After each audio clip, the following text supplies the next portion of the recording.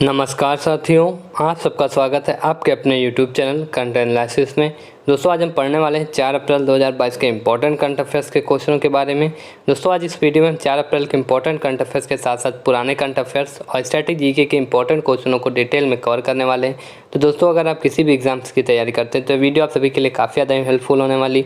तो दोस्तों सेशन को एंड तक देखिएगा। अगर पसंद आए ज़्यादा से ज़्यादा लाइक कीजिएगा और ज़्यादा से ज़्यादा लोगों को शेयर भी कीजिएगा। और अभी तक हमारे चैनल कंटेंट एनालिसिस को सब्सक्राइब नहीं किया तो दोस्तों चैनल को भी सब्सक्राइब कर लीजिएगा और बेल आइकन को भी प्रेस कर लीजिएगा ताकि आने वाली हर एक वीडियो की अपडेट आपको मिलती रहे। तो चलिए शुरू करते हैं आज के इंपॉर्टेंट करंट अफेयर्स के क्वेश्चनों को। तो दोस्तों आज का पहला प्रश्न है कि हाल ही में विश्व बैंक ने कोविड-19 महामारी के बाद विकास को बनाए रखने के लिए किस पड़ोसी देश को 250 मिलियन अमेरिकी डॉलर की मंजूरी दी है। तो दोस्तों बात करें विश्व बैंक के द्वारा किस पड़ोसी देश को 250 मिलियन अमेरिकी डॉलर की मंजूरी दी गई है। दोस्तों किस लिए, ये कोविड-19 महामारी के बाद उस राज्य की विकास को बनाए रखने के लिए देश की दोस्तों उसे अमेरिकी 250 मिलियन डॉलर की मंजूरी दी गई। तो दोस्तों बांग्लादेश को, याद रखिएगा बांग्लादेश को दोस्तों विश्व बैंक के द्वारा ये बांग्लादेश में महामारी कोविड-19 की महामारी के बाद विकास को बनाए रखने के लिए दोस्तों ये 250 मिलियन अमेरिकी डॉलर की मंजूरी दी गई है विश्व बैंक के द्वारा। याद रखिएगा दोस्तों विश्व बैंक के द्वारा बांग्लादेश को 250 मिलियन डॉलर की अमेरिकी डॉलर की मंजूरी दी गई है। इंपॉर्टेंट पॉइंटों की बात करें तो दोस्तों विश्व बैंक की भी बात करें तो वर्ल्ड बैंक जिसे कहा जाता है, एस्टेब्लिशमेंट की बात करें तो जुलाई 1944, याद रखिएगा जुलाई 1944 में विश्व बैंक की स्थापना हुई। अगर हेडक्वार्टर की बात करें तो वाशिंगटन डीसी इसका हेडक्वार्टर हो जाता है। और प्रेजेंट टाइम में प्रेसिडेंट कौन हो जाते हैं विश्व बैंक के, तो डेविड मलपास दोस्तों विश्व बैंक या वर्ल्ड बैंक के प्रेजेंट टाइम में प्रेसिडेंट हो जाते हैं। अगर बांग्लादेश की बात करें दोस्तों तो इसकी कैपिटल ढाका हो जाती है और टका मुद्रा हो जाती है। याद रखिएगा ढाका कैपिटल हो जाती है, टका मुद्रा हो जाती है। राष्ट्रपति अब्दुल हमीद हो जाते हैं प्रेजेंट टाइम में बांग्लादेश के। अगर प्रधानमंत्री की बात करें तो शेख हसीना, ये दोस्तों बांग्लादेश की प्रधानमंत्री हो जाती हैं। अगर राजदूत की बात करें, भारतीय राजदूत कौन हो जाते हैं बांग्लादेश में, तो दोस्तों विक्रम दोराई स्वामी ये भारतीय राजदूत हो जाते हैं। अगर राष्ट्रीय खेलों की बात करें, राष्ट्रीय खेल कौन सा हो जाता है बांग्लादेश में दोस्तों, तो कबड्डी ये राष्ट्रीय खेल हो जाता है दोस्तों। कहाँ का, तो बांग्लादेश का राष्ट्रीय खेल है, याद रखिएगा। अगर राष्ट्रीय वृक्ष की बात करें तो आम का पेड़ राष्ट्रीय वृक्ष है बांग्लादेश का। राष्ट्रीय फूल वाटर लिली और राष्ट्रीय पशु रॉयल बंगाल टाइगर, याद रखिएगा रॉयल बंगाल टाइगर दोस्तों ये कहाँ का राष्ट्रीय पशु हो जाता है दोस्तों, बांग्लादेश का। दोस्तों ये बांग्लादेश से सभी इंपॉर्टेंट पॉइंट्स हो जाते हैं दोस्तों। इन सभी पॉइंटों को याद रखिएगा, सभी पॉइंट्स आपके एग्जाम्स के लिए इंपॉर्टेंट हो जाते हैं। और दोस्तों वीडियो पसंद आए तो ज़्यादा से ज़्यादा लाइक करते रहिए, ज़्यादा से ज़्यादा लोगों को शेयर भी करते रहिएगा सेशन। चलिए अब देखते हैं नेक्स्ट क्वेश्चन। नेक्स्ट क्वेश्चन है कि किस राज्य सरकार ने स्पोर्ट्स डिजिटल एक्सपीरियंस सेंटर शुरू करने के लिए सैमसंग के साथ समझौता किया है। दोस्तों बात करें ये किस राज्य सरकार ने स्पोर्ट्स डिजिटल एक्सपीरियंस सेंटर शुरू करने के लिए सैमसंग के साथ समझौता किया है, तो दोस्तों मणिपुर। देखिएगा ऑप्शन है मणिपुर राज्य सरकार ने दोस्तों सैमसंग के साथ स्पोर्ट्स डिजिटल एक्सपीरियंस सेंटर शुरू करने के लिए ये समझौता किया है। इंपॉर्टेंट पॉइंटों की बात करें तो दोस्तों मणिपुर की राज्य सरकार ने स्पोर्ट्स डिजिटल एक्सपीरियंस सेंटर स्थापित करने के लिए सैमसंग इंडिया प्राइवेट लिमिटेड और अभिटेक ITI सॉल्यूशन प्राइवेट लिमिटेड के साथ समझौता ज्ञापन किया है। याद रखिएगा किसके साथ, तो मणिपुर राज्य सरकार ने दोस्तों ये सैमसंग इंडिया प्राइवेट लिमिटेड और अभिषेक IT सॉल्यूशन प्राइवेट लिमिटेड के साथ समझौते ज्ञापन पर हस्ताक्षर किए हैं। और दोस्तों इसकी समझौते ज्ञापन में किसकी उपस्थिति में आदान प्रदान किया गया है, तो याद रखिएगा मणिपुर के मुख्यमंत्री इन बीरेन सिंह जी हो जाते हैं, जिनकी उपस्थिति में दोस्तों समझौता ज्ञापन किया गया है। चलिए अब देखते हैं नेक्स्ट पॉइंट। दोस्तों नेक्स्ट पॉइंट है कि मणिपुर भी इम्पोर्टेंट हो जाता है आपके स्टेट से। दोस्तों ये भी पूछा जा सकता है आपके स्टेट से, मणिपुर स्टेट से। तो दोस्तों याद रखिएगा मणिपुर के अगर गठन की बात करें तो इसकी गठन दोस्तों कब हुई, 21 जनवरी 1972 को। याद रखिएगा मणिपुर की स्थापना या गठन कब हुआ, तो 21 जनवरी 1972 में। अगर राजधानी की बात करें दोस्तों तो इसकी राजधानी इम्फाल हो जाती है मणिपुर की। राज्यपाल प्रेजेंट टाइम में ला गणेशन हो जाते हैं और मुख्यमंत्री दोस्तों कौन हो जाते हैं, इन बीरेन सिंह। दोस्तों भाई हाल ही में मणिपुर में चुनाव है तो दोस्तों याद रखिएगा ये मणिपुर से सभी पॉइंट्स इंपॉर्टेंट हो जाते हैं। अगर विधानसभा सीटों की बात करें तो टोटल दोस्तों 60 सीटें हो जाती है, याद रखिएगा 60 सीटें हो जाती हैं। अगर राज्यसभा की बात करें तो 1 राज्यसभा की सीट हो जाती है, लोकसभा की 2 सीटें हो जाती हैं। दोस्तों राजकीय चिन्हों की बात करें मणिपुर के तो ये भी पॉइंट्स इंपॉर्टेंट हो जाते हैं। तो यहाँ का राजकीय पशु क्या हो जाता है, राजकीय पशु की बात करें तो संगाई दोस्तों ये मणिपुर का राजकीय पशु हो जाता है। राजकीय पक्षी की बात करें तो नागिन दोस्तों ये राजकीय पक्षी हो जाता है मणिपुर का। राजकीय फूल की बात करें तो लिलियम मैकलिनिया ये दोस्तों राजकीय फूल कहाँ का हो जाता है, तो मणिपुर का। अगर राज्य वृक्ष की बात करें तो उनिंग थाऊ दोस्तों ये राजकीय वृक्ष हो जाता है। राजभाषा कौन सी जाती है मणिपुर की, तो मीती भाषा। याद रखिएगा मीती ये दोस्तों मणिपुर की राजभाषा हो जाती है। चलिए देखते हैं नेक्स्ट क्वेश्चन। दोस्तों निम्नलिखित में से कौन सा राज्य अपने राज्य दिवस को 1 अप्रैल को उत्कल दिवस के रूप में मनाता है? दोस्तों ये कौन सा राज्य है जो अपने राज्य दिवस को 1 अप्रैल मतलब 1 अप्रैल को दोस्तों ये राज्य दिवस मनाता है, किस रूप में? तो उत्कल दिवस के रूप में मनाता है। तो दोस्तों ये उड़ीसा राज्य, याद रखिएगा उड़ीसा राज्य दोस्तों 1 अप्रैल को उत्कल दिवस के रूप में मनाता है। अगर इसमें इंपॉर्टेंट पॉइंटों की बात करें तो दोस्तों उड़ीसा राज्य के गठन को याद करने के लिए उत्कल दिवस, याद रखिएगा उत्कल दिवस या उत्कल दिवासा या उड़ीसा दिवस, ये दोस्तों तीनों नाम याद रखिएगा, तीनों नाम एक सेम हो जाते हैं, अलग अलग बोले जाते हैं। उत्कल दिवस या क्वेश्चन आपसे पूछ सकता है या उत्कल दिवासा या उड़ीसा दिवस। तो दोस्तों ये कब मनाया जाता है? हर साल 1 अप्रैल को मनाया जाता है। ये उड़ीसा राज्य के गठन को याद करने के लिए दोस्तों 1 अप्रैल को उड़ीसा में मनाया जाता है। राज्य को दोस्तों मूल रूप से उड़ीसा कहा जाता था, लेकिन लोकसभा ने उड़ीसा विधेयक और संविधान विधेयक 113वां संशोधन, याद रखिएगा दोस्तों ये उड़ीसा नाम इसका कब पड़ा उड़ीसा से? तो दोस्तों मार्च 2011 में इसका नाम बदल के उड़ीसा कर दिया गया। तो दोस्तों पहले उड़ीसा नाम से जाना जाता था और उड़ीसा कब कर दिया गया? तो दोस्तों मार्च 2011 में। विधेयक भी याद रखिएगा उड़ीसा विधेयक और संविधान विधेयक और 113वां संशोधन था ये दोस्तों, याद रखिएगा। अगर उड़ीसा की बात करें तो इसका गठन 1 अप्रैल 1936 को हुआ, याद रखिएगा 1 अप्रैल, इसी दिन दोस्तों उत्कल दिवस भी उड़ीसा राज्य मनाता है। इसका गठन कब हुआ? तो दोस्तों 1 अप्रैल 1936 को। कैपिटल क्या जाती है? भुवनेश्वर। राज्यपाल की बात करें प्रेजेंट टाइम में तो गणेशी लाल जी दोस्तों उड़ीसा के राज्यपाल हो जाते हैं और उड़ीसा के मुख्यमंत्री नवीन पटनायक जी हो जाते हैं। याद रखिएगा इन सभी पॉइंटों को दोस्तों, सभी पॉइंट्स इंपॉर्टेंट हो जाते हैं आपके एग्जाम्स में, सभी पॉइंट्स काफ़ी ज़्यादा इंपॉर्टेंट हैं आपके लिए। आगे आने वाले आरआरबी या ग्रुप डी जैसे एग्जामों में दोस्तों ऐसे ही क्वेश्चंस पूछे जा सकते हैं। तो दोस्तों इन सभी क्वेश्चंस को आपको काफ़ी ज़्यादा हेल्प मिलने वाली है, तो वीडियो को इन तक जरूर देखिएगा दोस्तों और ज़्यादा से ज़्यादा लोगों को शेयर भी करते रहिए कि ताकि उनको भी आगे आने वाले हर एक एग्ज़ाम में हेल्प मिल सके। तो चलिए देखते हैं नेक्स्ट क्वेश्चन।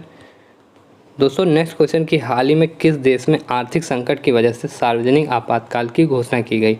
दोस्तों बात करें आर्थिक संकट की वजह से सार्वजनिक आपातकाल की घोषणा किस देश में की गई है? तो दोस्तों श्रीलंका में।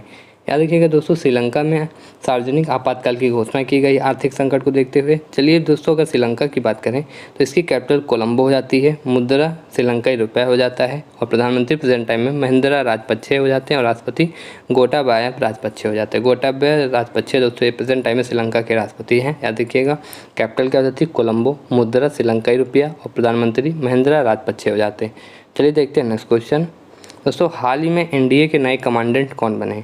अगर दोस्तों बात करें एनडीए के नए कमांडेंट की, राष्ट्रीय रक्षा अकादमी नेशनल डिफेंस अकेडमी की, तो दोस्तों अजय कोचर, याद रखिएगा अजय कोचर दोस्तों हाल ही में एनडीए के नए कमांडेंट बने। अगर दोस्तों एनडीए की बात करें इसकी स्थापना कब हुई? तो दोस्तों याद रखिएगा इसकी स्थापना 7 दिसंबर 1954 में, 7 दिसंबर 1954 को एनडीए की स्थापना हुई और इसका हेडक्वार्टर महाराष्ट्र में हो जाता है। कहाँ पे? महाराष्ट्र में। दोस्तों इंपॉर्टेंट पॉइंटों की बात करें अगर तो वाइस एडमिरल अजय कोचर को दोस्तों राष्ट्रीय रक्षा अकादमी या एनडीए का नया कमांडेंट नियुक्त किया गया। दोस्तों इन्होंने किसका स्थान लिया? तो ये भी याद रखिएगा, ये काफ़ी ज़्यादा पॉइंट इंपॉर्टेंट हो जाता है। कौन बने हैं दोस्तों नए? तो याद रखिएगा वाइस एडमिरल अजय कोचर जी बने हैं और दोस्तों इन्होंने किसका स्थान संभाला है? तो एयर मार्शल संजीव कपूर से एनडीए की कमान संभाली है। दोस्तों एडमिरल अजय कोचर की बात करें तो वाइस एडमिरल अजय कोचर जी राष्ट्रीय रक्षा अकादमी के पूर्व छात्र हैं और 1988 में दोस्तों इन्होंने भारतीय नौसेना में ये शामिल हुए थे। याद रखिए कि 1988 में दोस्तों भारतीय नौसेना में शामिल हुए और 2022 में इन्हें नया कमांडर बनाया गया। काहे का दोस्तों? तो एनडीए का। चलिए देखते हैं नेक्स्ट क्वेश्चन। दोस्तों हाल ही में भारत में सब्जियों का सबसे बड़ा उत्पादक राज्य कौन सा बना? बात करें भारत में सब्जियों का सबसे बड़ा उत्पादक राज्य की तो दोस्तों उत्तर प्रदेश। याद रखिएगा उत्तर प्रदेश दोस्तों ये भारत में सब्जियों का सबसे बड़ा उत्पादक राज्य बना है। इंपॉर्टेंट पॉइंटों की बात करें दोस्तों इसमें भी काफ़ी ज़्यादा इंपॉर्टेंट हो जाता है ये कि उत्तर प्रदेश सब्जियों का शीर्ष उत्पादक बन गया है। याद रखिएगा दोस्तों बात करें 2021-22 में फसल वर्ष में जून जुलाई में उत्पादन में 10 लाख टन के अंतर के साथ पश्चिम बंगाल को दूसरे स्थान पर गिराकर अपना पहला स्थान प्राप्त कर रहा है। दोस्तों याद रखिएगा इससे पहले उत्तर प्रदेश से पश्चिम बंगाल था सब्जियों के मामले में राज्य दोस्तों, और इसने उत्तर प्रदेश ने पश्चिम बंगाल को पिछाड़ के नंबर 1 पर स्थान प्राप्त कर लिया है। दोस्तों उत्तर प्रदेश में सब्जियों के उत्पादन की बात करें तो 2021-22 फसल वर्ष में दोस्तों 29.58 मिलियन टन होने की उम्मीद है। याद रखिएगा 29.58 मिलियन टन होने की उम्मीद है। दोस्तों आंकड़ों के अनुसार सब्जियों के अन्य शीर्ष उत्पादक राज्यों की बात करें तो दोस्तों मध्य प्रदेश में 20.59 मिलियन टन हो जाता है सब्जियों का उत्पादन, बिहार में दोस्तों 17.77 मिलियन टन और महाराष्ट्र की बात करें तो 16.78 मिलियन और आंध्र प्रदेश दोस्तों ये भी याद रखिएगा आंध्र प्रदेश शीर्ष फल उत्पादक राज्य बना हुआ है। याद रखिएगा शीर्ष फल उत्पादक राज्य पूछा तो दोस्तों आंध्र प्रदेश हो जाता है, और सब्जियों के मामले में तो उत्तर प्रदेश हो जाता है। दोस्तों अगर उत्तर प्रदेश की बात करें तो अभी हाल ही में यहाँ पे भी विधानसभा के चुनाव हुए हैं, तो दोस्तों ये भी इंपॉर्टेंट हो जाता है, इससे भी क्वेश्चन आपके एग्जाम में पूछ सकते हैं। तो याद रखिएगा उत्तर प्रदेश, इसके राज्यपाल कौन हो जाते हैं उत्तर प्रदेश के, तो आनंदीबेन पटेल।